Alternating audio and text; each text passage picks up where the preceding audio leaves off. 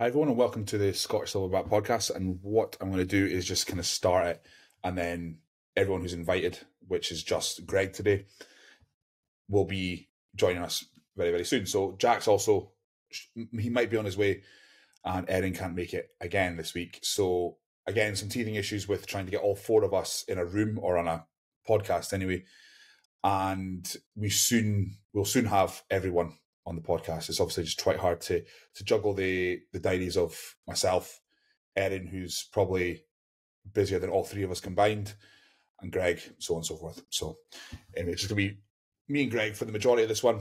Like I said, Jack will join us. So last week, it was just myself and Jack, and we had obviously a good catch-up because Jack and I competed together at the Amateur Olympia Spain. So it was good to catch up with him and to kind of get his thoughts and opinions on the show, what he's doing in the future.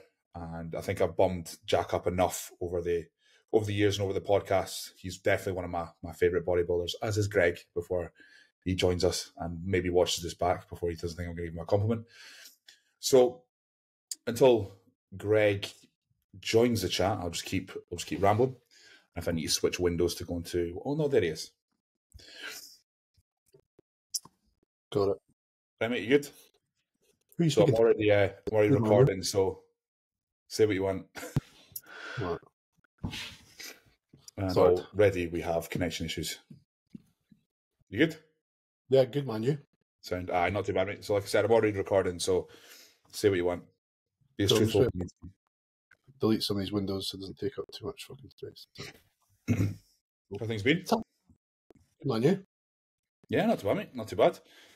How's obviously we had a practice run, was it 2 weeks ago, where I fucking lost the connection and that, so I only caught a wee bit of where you were. So what's been happening in Gregland?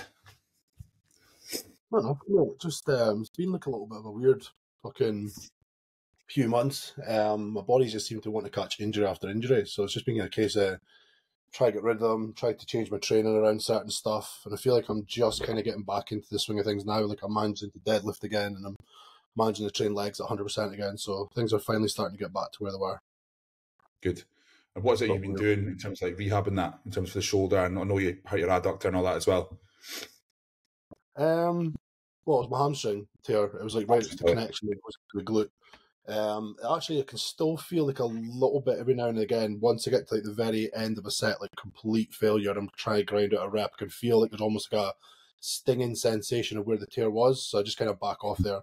It's probably just still a little bit not ready. But that was just a case of rest really, and then just try and go back in with like weight. But when I tore my hamstring, it wasn't actually the hamstring that kind of caused a lot of bother. It was like the domino effect of that.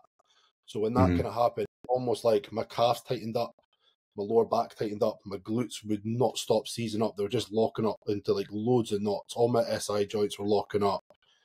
Fucking QLs were going. They were literally trying to brace everything that my hamstring was doing. So it was just like a domino effect until that kind of got better. Then I had to fix all the things that kind of happened with that. So it was just like a week after week of like not being able to stand up straight, not being able to do certain movements, couldn't train legs properly. The main one was like in a leg press, like when you're rocking your hips back at the bottom. I just couldn't go past a certain point. It was just felt like my back was going to explode. It was just driving me insane. I think I was training there, wasn't I? Was that the granite when you hurt yourself? I can't remember.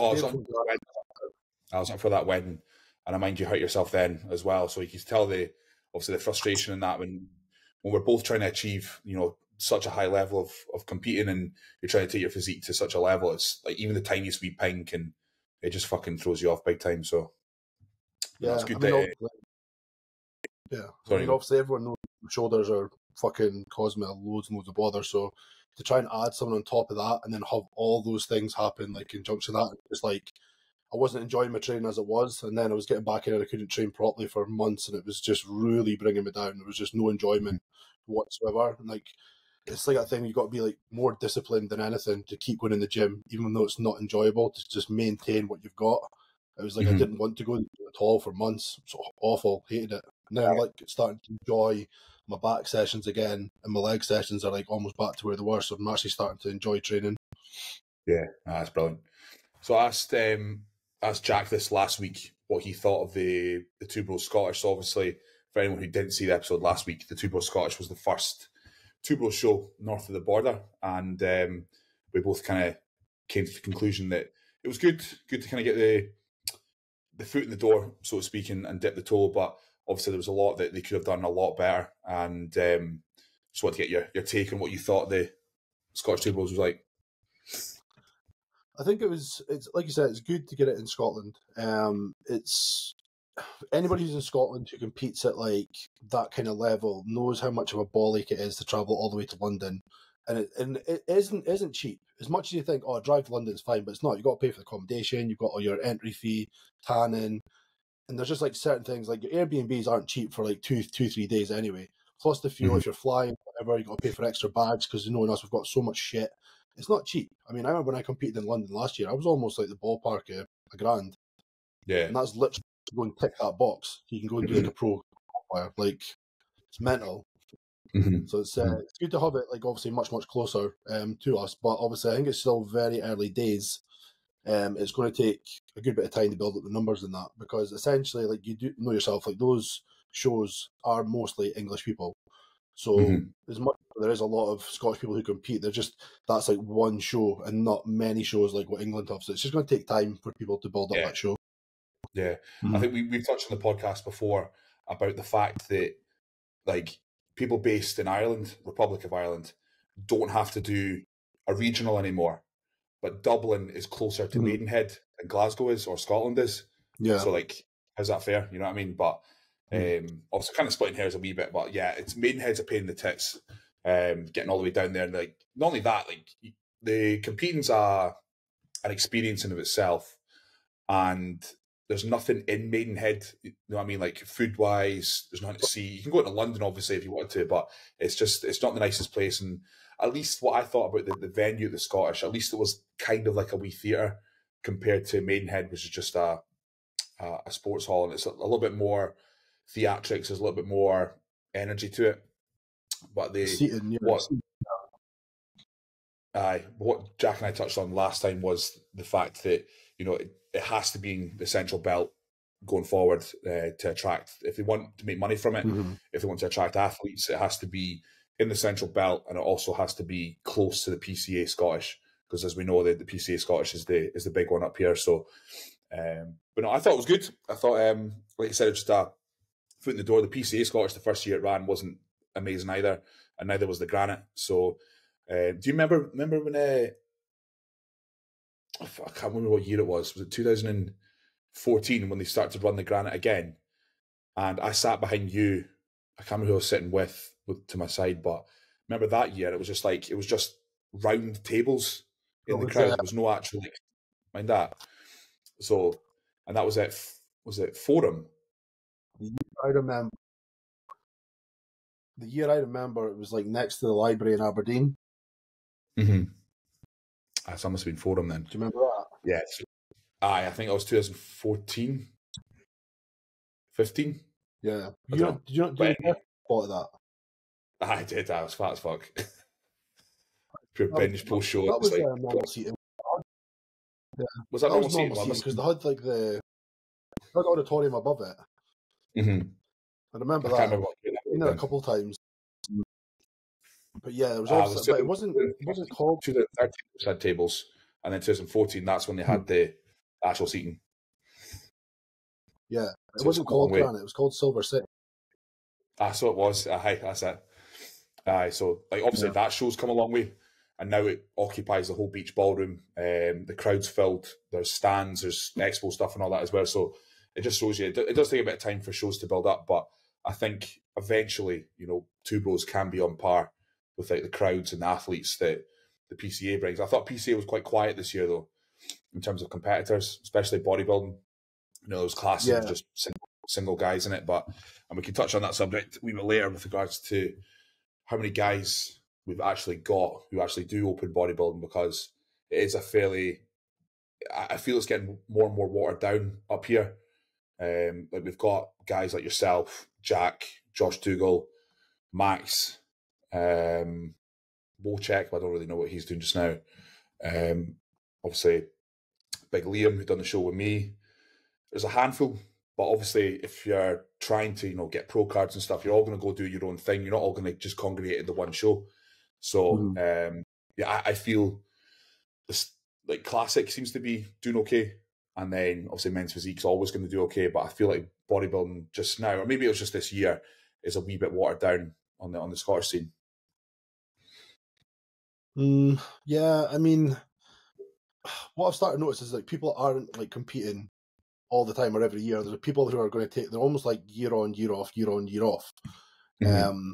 That seems to be like a bit of a trend at the moment. And everybody always picks their time of the year. You'll always notice like some people compete at the start of the year and they won't do the end shows. And it's the Yeah. same every year. They won't like prolong it. If they don't get it at the start of the year, they're like, oh, fuck it, as me, I'm not ready. I'll go do it again next year or something like that. Whereas like Mm-hmm. last year, I went from it was like either April or May till September competing.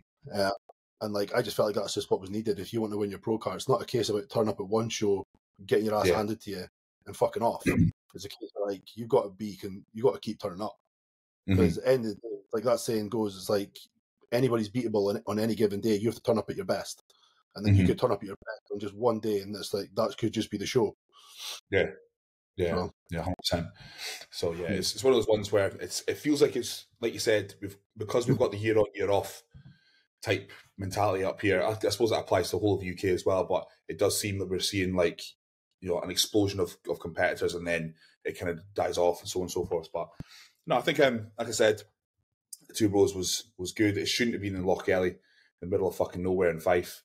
Hmm. But it's what it is. I thought it was a good start to proceedings and going Yeah. forward.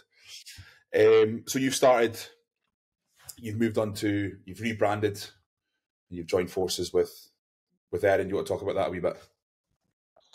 Yeah, it's something I've kind of wanted to do for a while. It's kind of like I feel you probably agree with this, even though you're probably a touch busier than me. Just because of obviously where you're placed in Glasgow. Like I feel Aberdeen is a little bit isolated, if you want to make that in Yeah. the word. And like trying to get the level of athletes I'm wanting under my belt, they're just not coming to people like me. Like if you look at the coaches you could probably compare yourself to down in England, they're a lot busier than us, and that's just because Mm-hmm. basically that's where all the competitors are. And trying to get that traction up here or recognised up here is a lot harder. So I felt like Yeah. joining forces with somebody who was going to help me go along the way, and it's been good to have like a team like behind me as well, or at least a team that I can associate myself with, because there's events coming up, you get your name out there more. You do like, I mean, I've got like a thing in a couple of weeks' time where it's like all the Femivo crew are doing like their shoot, but then I'm getting to go down and go do some content or something possibly as well. So it's like things that are like almost forcing you to be more in the scene and going down to England more, which you're going to get more traction from anyway. So it's been Yeah. good. It's been good. I mean, like I've said to myself at the beginning of this year, I was going to put myself more into coaching anyway. Even though I've done it before, but like I was like, I really want to put a lot more in, like go turn up to all my client shows, do as much as I possibly can for them. So like obviously going to Spain with Jack and stuff like that was something that I've always wanted to do as a coach. So that was really, really good to do that this year. Mm-hmm. No, Mm-hmm. that's good. And then obviously, like you said, it's the exposure side of things. Erin's got the whole brand has got a really good recognition, and obviously the numbers through the door and stuff. So yeah, I thought it was a good move. I thought it was a good move by you. But like you said, being even in Glasgow, like most of my clients are Glaswegian or Central Mm-hmm. Belt based, and there is to try and, like you said, break into England, who obviously vast difference in population, vast difference in people who compete. It does make it hard for Scottish coaches, not necessarily even prep coaches, just coaches in general, online coaches, to kind of tap into the fitness market, which is predominantly English based and dominated by England, because it can be quite frustrating for us when you've got coaches who don't have the experience that they should have down south, Mm-hmm. but yet they have a roster of 100 plus clients, and they're putting people on stage when they've got no place, in my opinion, to be putting people on stage. But yet there's guys like us up north who have been competing since day dot, and we're not really we're not looked up here as much as like a mediocre coach is down south. So which is pretty shite, but I mean, it's what it like is. I can get it in a sense because you'll probably know yourself. Like people love to have like not a community, but they want like their tightness to somebody. So they want somebody close they can go and see all the time, or they know it's even just like a kind of like a I don't know what the fucking word is, like a reassurance thing that their coach is close. If anything goes wrong, they can just go and see them like quickly. If they feel like something's not going right one day, it's not a case of like going over the phone. It's like, oh, I'll just pop down an hour and come and see you. So obviously, around about that middle part of England where all the coaches are, like your Manchester, your Birmingham, your Rotherham, like they're all very, very close together. So they can just drive like an hour and be see with their coach. And I think that's like a big thing for people. Like I know myself when I drove down to see Callum last year, it was a great little trip that we got to obviously spend a couple of days training. It was nice to just like take a drive down and see some new gyms and stuff like that. So like that's something I want to do like a little bit more as well. And so I can understand why people want coaches that are more close by to do things like that. Yeah, 100%. So, yes, that's one of the things obviously for as well why he picked me, because I mean he's only like a few hours away. You can come down, train me, get in-person check-ins. Whereas before he was with obviously Ben, who was in America, and it's not something he could do. And Jack likes having that kind of closeness. Yeah.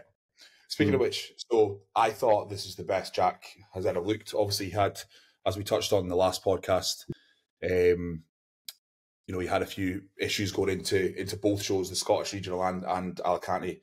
But on the lead up to the shows, I thought he was the best he looked by far. I think Jack self-admittedly will say that his biggest issue has always been conditioning, trying to get that hardness and that. So, and obviously when he jumped ship to you, I thought that was a great move. I thought you needed someone like yourself who, obviously your style of training, you've worked with some pretty good coaches as well, and your insights in that. I thought it was a great move by him going to you. And like you said, being able to train and be seen by you was definitely a good move. So you want to talk about some of the stuff that you implemented with Jack and maybe what differed to what he's done in the past? I mean, the first thing I did with Jack when he was kind of working hand in hand with Graham, and it was just immediately the food sources were terrible. And I think it was down to a lot of bad habits he got in the off season with himself. Like Jack's told me before, he suffers a bit with the same kind of foods in the off season. Not just the same foods, but like certain foods you'll get bored of very, very quickly. And you know yourself, when you're in that point of the off season, trying to eat like a volume of food, when it gets to that point, you're like, oh God. And it's not a case of like that food is not digestible, but when it's not like on your palate and you're not want to have it, it's so hard to eat. And then just that signal from your brain, it doesn't want to process and digest well. So you need something a little bit better. Yeah. So he didn't like break away from what his foods were in the off season, like those easy foods to get in. So I was like, right, we need to change all your yogurts and shit out, all this kind of easy fucking whatever it is, like tuna bagels, all this kind of stuff out. So put a lot more kind of rice and obviously clean source of protein, meats, fish was back in, all that kind of stuff. And literally within a week, without even changing anything else, it was like night and day the quality of his physique. He was a little bit up in weight, but he was drastically leaner. He dropped off like a ton of water. It was probably just from like the inflammation of the bad foods, and he just looked like a totally different person. And then we're like, right, we'll check out these PEDs, we'll put this in. Right, this is the time scale we've got. Right, we'll run granite as like almost like a kind of like a run up to see how well your body's responding. So we did that, and it was clicking very well. But it was straight away I could notice like his body responds a little bit more to more food. When you drop the hammer and try and push back, his body like pushes back. So it was it was a lot of learning, but it was good to kind of do it on someone like Jack, who's obviously got a lot of potential, a lot of good quality muscle, and it's very, very, he doesn't respond like a normal person. So I quite like that challenge, and just to see how his body worked and responds.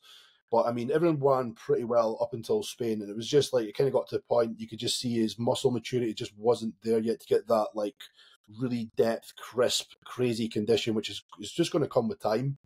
And I think by the next time we go on stage, hopefully next year, because we're just way to start our off season now, I think it'll be a completely different package in terms of condition we'll bring.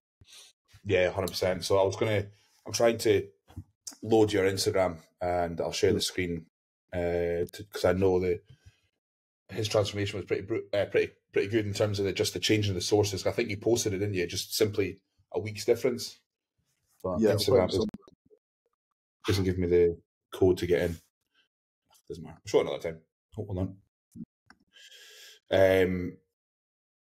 So it was a huge difference, and I think we've touched on digestion before. Like I've spoken about digestion tenfold. It's one of those ones where it's funny when you speak to like previous or new clients, and they basically say stuff like, "Oh, yeah, I suffer from this, I suffer from that," but they're with like ex-coach for God knows how long, and it's like, did you not attempt to address it? It was like, no, we just kind of worked through it, and I was like, right, okay, well, that's pretty stupid. And then as soon as you eliminate stuff that causes inflammation, you grow faster, you burn body fat faster. It's just a whole range of different things that just proves that. I think Jack's transformation is testament to that. So I think I've got it now.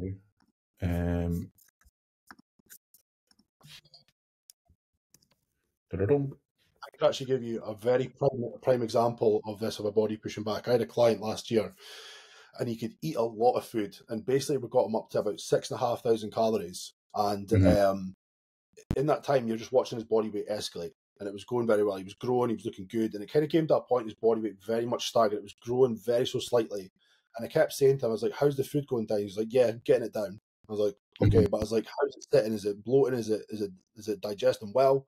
He's like, yeah, it's fine. I was like, "Okay, no issue there then." And his weight just wouldn't stagger, so I was like, "Can you handle more food?" He's like, "Oh, it'd be a bit of a push, but I could." I was like, "Okay." Put a little bit more food in. Weight plateau, didn't do anything.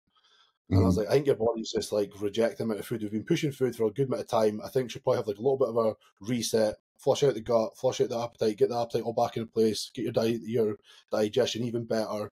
And he's like, okay, stripped off 1,000 calories from his plan straight away. Weight just started climb. I was like, holy fuck, within the first week, 1.5 kilo, next week, another half a kilo, another half a kilo. I wasn't touching it, but his body was just maxing out on that food, and it wasn't probably even going to use, but he just kept saying, that's fine. But then straight away, when I took that away, he was like, oh, digestion's so much better. He just didn't know the feeling of like digestion being backed up. He thought this is just normal from eating that food.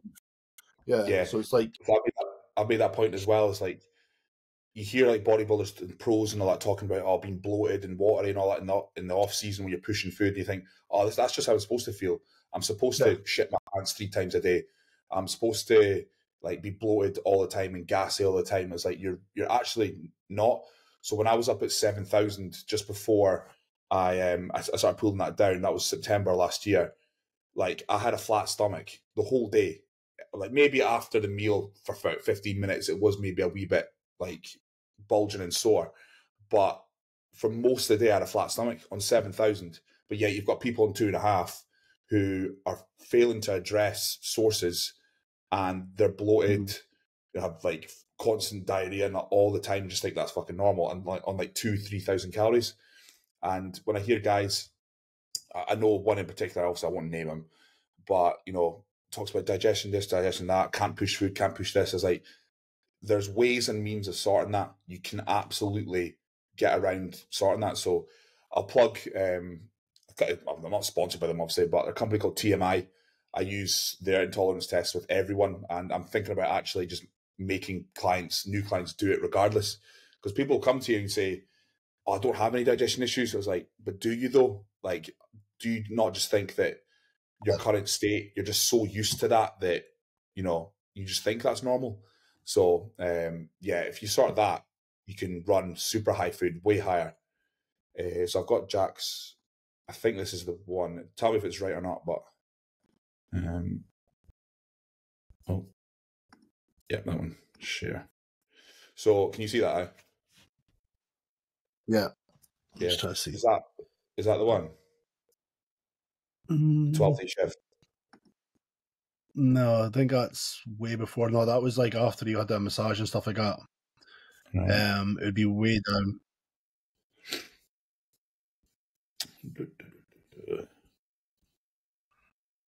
I specifically remember it because it was obviously pretty mental, and that was just simply a digestion change, not even a. I think it's up from there, up. So it'll be after student and stuff. Yeah, it's probably around about just after Christmas. I'm trying to find that. Up a touch more. We won a Jack looking pretty fucking fluffy anyway. Keep going up a bit.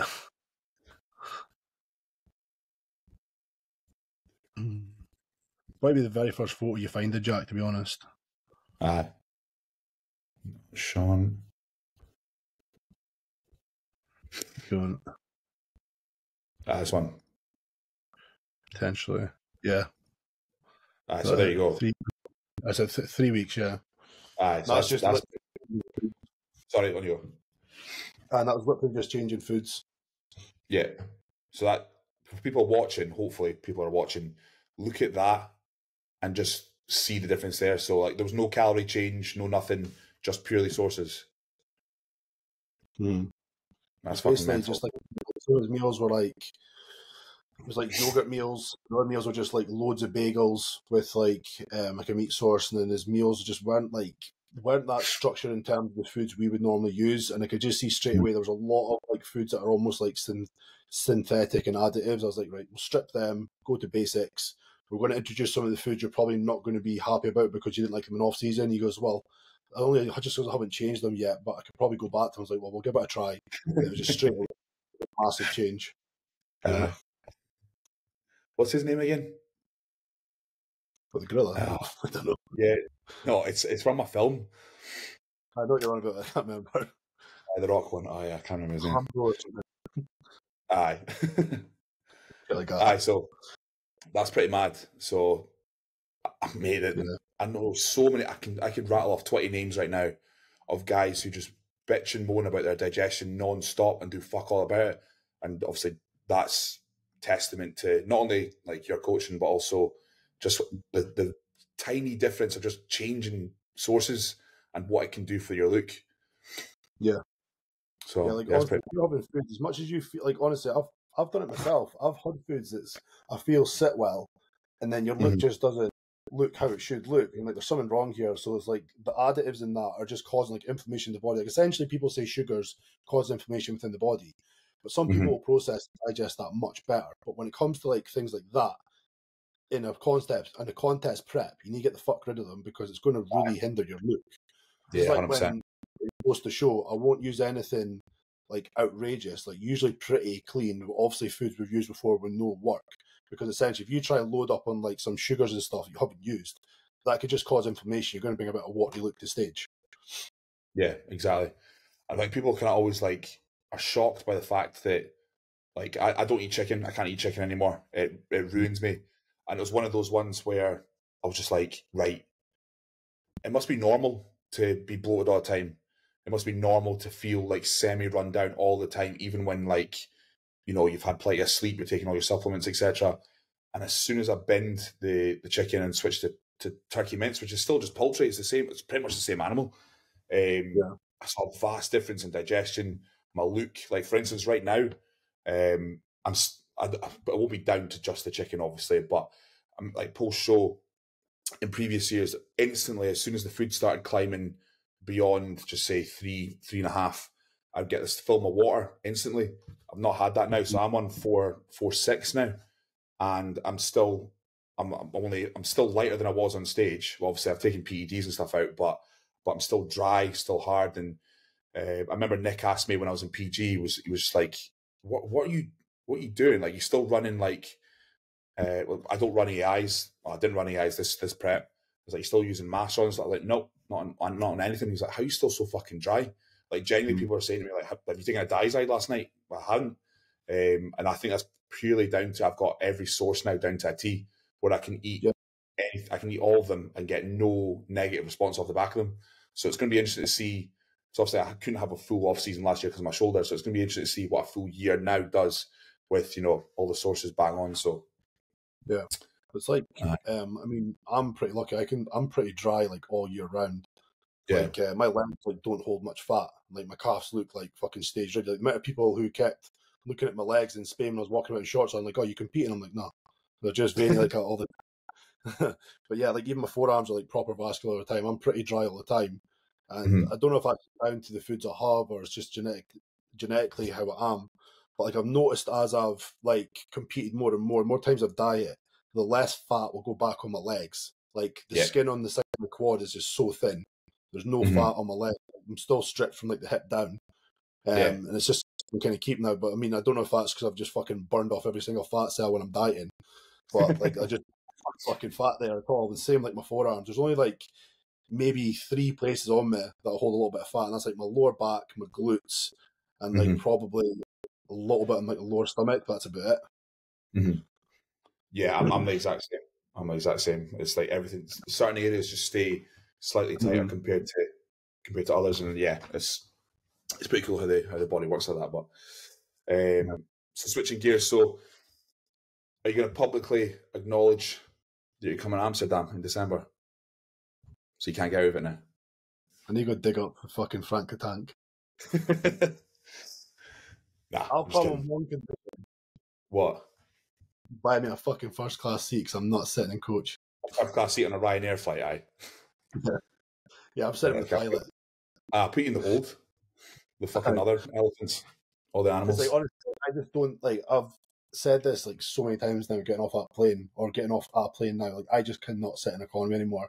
Like, I'm literally fucking broken getting off it. Those 2 flights to Spain, which is not even that far, absolutely ruined me. Like, I had to go and see Monica in Spain because my back was so locked up from sitting on that plank of wood. Like, those seats are fucking shocking.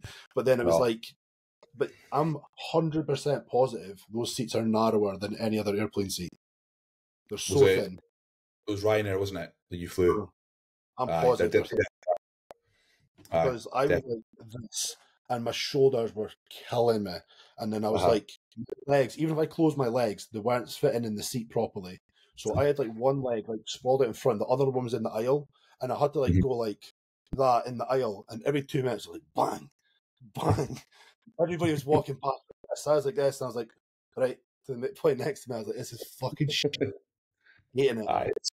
No, I hate it. See, when they bump into you, they don't even say sorry. See, if they say sorry, it's fine. But it's, I know it's...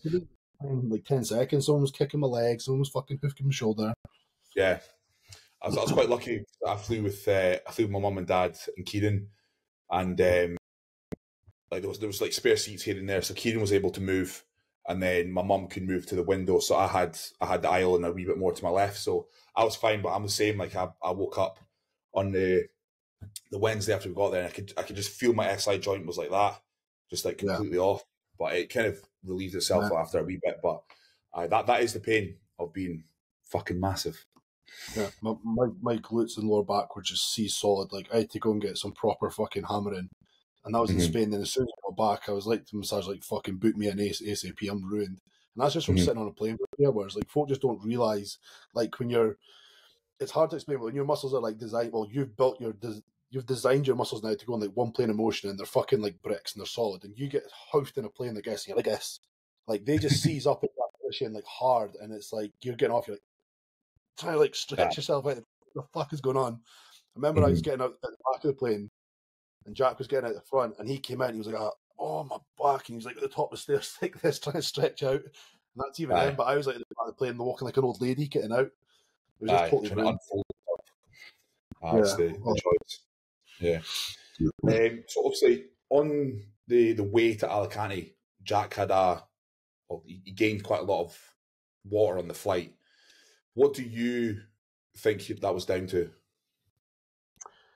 A couple of things, to be honest. Like, obviously, our flight was not early, but obviously he drove from Inverness. He had to leave at like 2, 3 in the morning, and they were up till about 11:30, 12 o'clock looking for Gemma's passport. So they got like no fucking sleep. They were sitting in the car, getting to the airport. I think he was just stressed as well.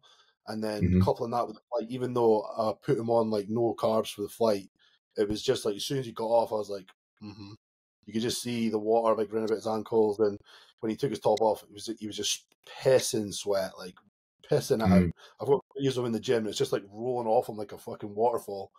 Yeah. And I was just like, you got so much water to pull off you. So we were just pulling water off him hard as hell for like 2 days.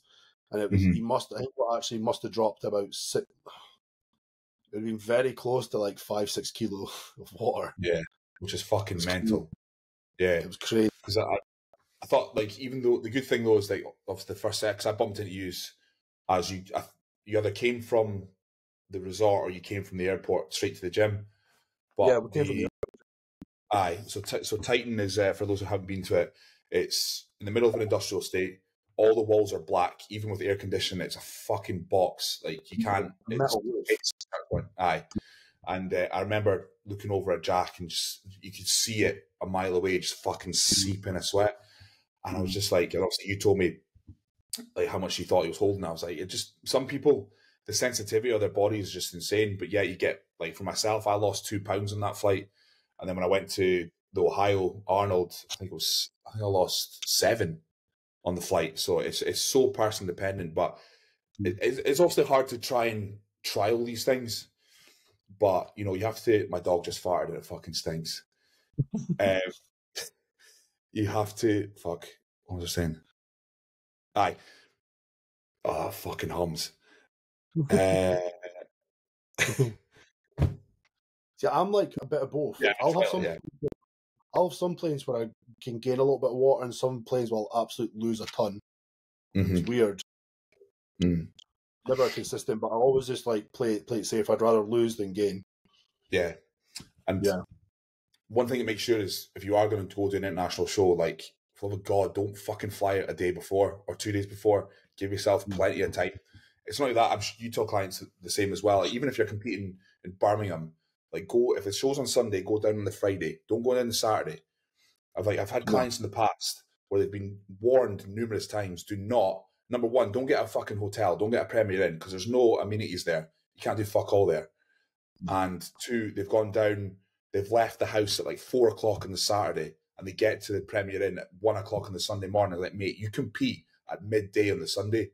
Like, so you're staying up, you're telling them, right, go find something that's open. It's like, all that's open is a corner shop. It's like, fantastic. So there's going to be no good sources in there at all. You're not getting anything in the way of meat and rice and all that. So, like, with Jack, you were able to pull quite a lot of water off him, which was good. And I remember seeing the check. Obviously, I saw him in person as well, but I remember seeing one of the, I think it was a day or 2 days out.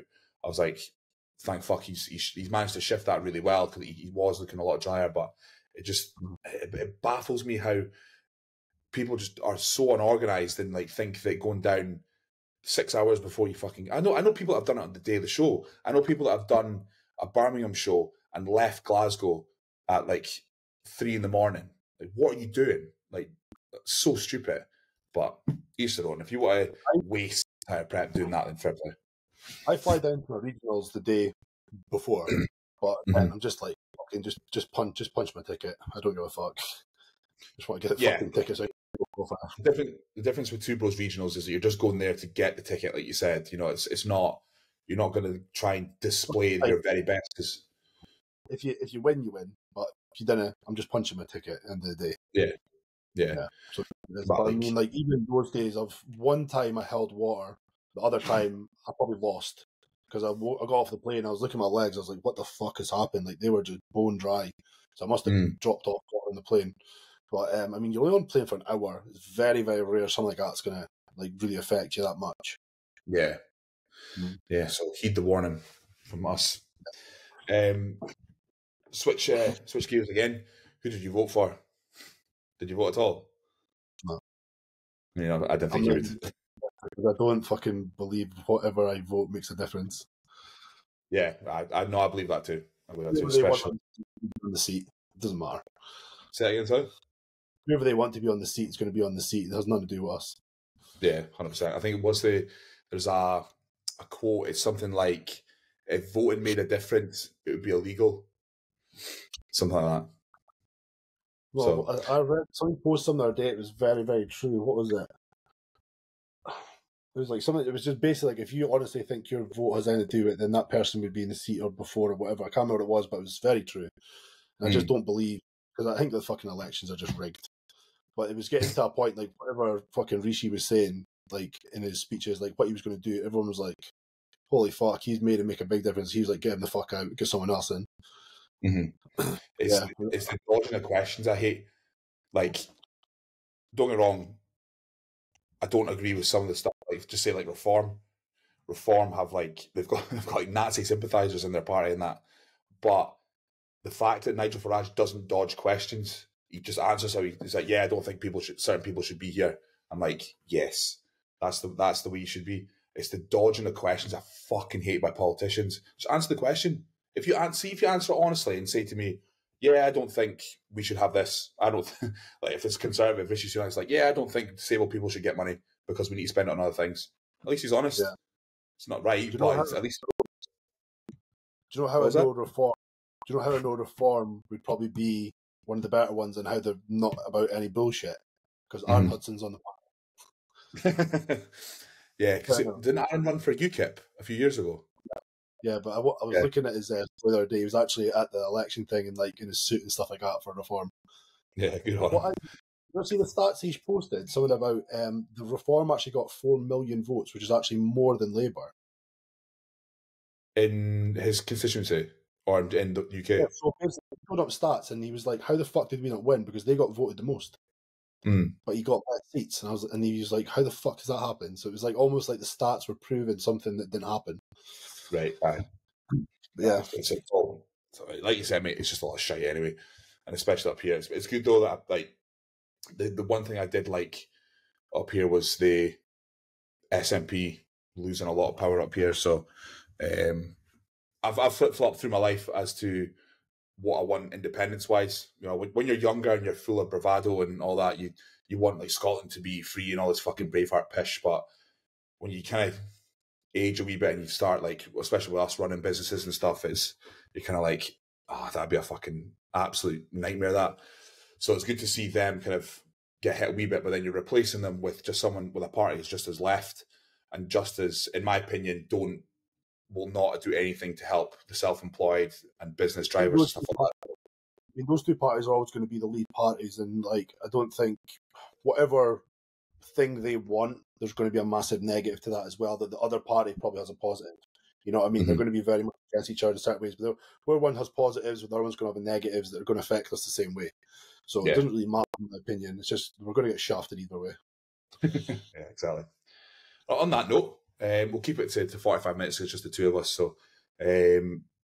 So guys, thanks for tuning in for this long. Again, a little bit of teething problems with trying to get the whole team on the podcast, but I assure you the next one we'll have all four of us to discuss all things Scottish bodybuilding, British bodybuilding, and obviously world bodybuilding as well.